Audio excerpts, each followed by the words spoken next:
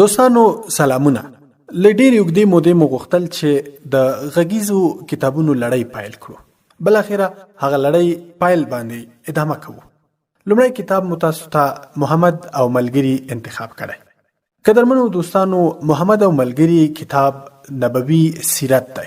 هغه نبوي سیرت دی چې مصری لیکوال عبدالحمید جوده السهار لیکلی او په مصری ژبه تقریبا 20 ټوکو کې دی چې وخت سره سم تلویزیونی شوی هم دی.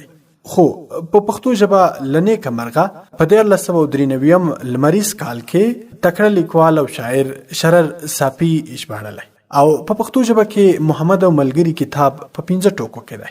دغه کتاب په اړه په خپل ژباړن په خپل سرلیکونو کې لیکلي چې زه په ټول باور ویلی شم چې دغه کتاب هر څوک یو ځل ولولي نو د اسلام په عظمت او حقانیت به پوه شي. وبتوانیږي چې د هر مذهب او دین خاوند ته د اسلام د حقانیت په اړه پوره قناعت ورکړي. په دې به هم پوه شي چې اسلام څه شی دی، اسلام ته څه اړتیا ده او اسلام څه ګټه لري. نو قدرمنو دوستانو، د محمد او ملګري کتاب لړۍ به تاسو ته برخې په برخې وړاندې کوو. نن یې لومړی برخه در وړاندې کوو.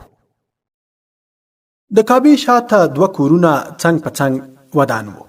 یو کور د لوی قریش زهره وو، بل لور ته د هغه د ورور کیسې کور وو چې د بني کعب مشر زوی وو.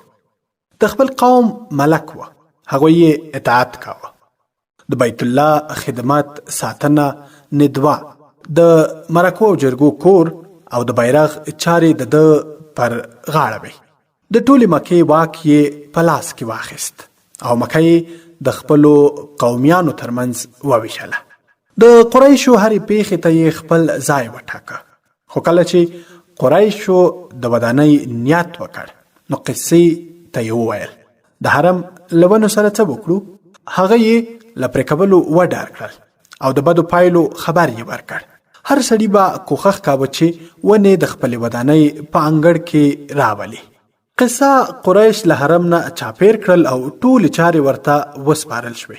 کومه ښځه چې به په نکاح کېدله یا به د قریشو کوم سړي ښځه کوله یا به یې په کوم کار کې مشوره کوله او یا به یې د جګړې بیرغ پورته کاوه نو د ده له کور پرته په بل ځای کې دغه چارې نه ترسره کېدلې. که کومه جنۍ به پیغله شوه او حجاب به یې ورغوست باید د ده په کور کې ور واغوستل شي او بیا خپل کور ته لاړه شي. په خپل قوم کې یې چارې لکه د دین ومنل شوې. د دواړو ورونو زهرا او قصه ترمنځ ښه ورورولي روانه وه او د تره زامنو ترمنځ هم د مینې او محبت اړیکه غښتلې وه. زهرا او قصه دواړه د زمانې ورځو شپو راونغښتل او مړه شول. د زهرا کور په خپلو بچو او د قصه کور د عبدمناف، عبدالدار، عبدالغذی، عبدالقصه، تخمر او په بره باندې ډک شو. د کور د غړو شمیر زیات شو.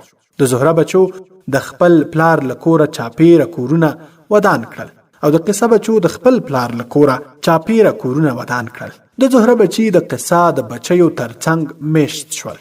د امن او ډاډ په فضا کې ژوند کاوه. د عبدمناف 4 زامن وو: هاشم، عبدالشمس، مطلب او نوفل.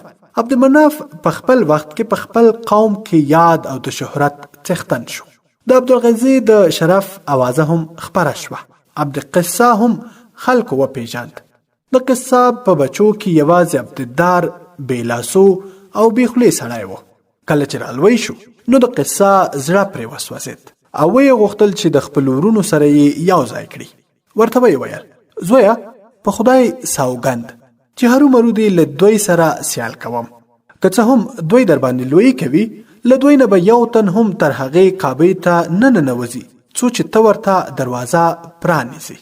قریش که د جګړې لپاره بیرغ پورته کوي دا به ستا په لاس کیږي. په مکه کې به هر سړی ستا د لاسه خړوبېږي. د حج په وخت به یوازې ستا خواړه خوري او قریش چې هره فیصله کوي ستا په کور کې به کیږي. خپل کور ندوه یې ورکړ چې قریشو به پکې ټولې فیصلې کولې. د بیت الله خدمت یې ور په غاړه کړ او قصه په دې سپارښتنو سره د خپلو بچو په منځ کې د کرکې اور وشیند.